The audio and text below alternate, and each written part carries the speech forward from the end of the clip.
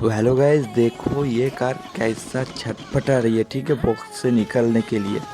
तो गाइस देखो, बॉक्स से निकल गया और देखो कहाँ फक से निकल गया। और ये कार बहुत ही तगड़ा है, 6 व्हील का ये कार है।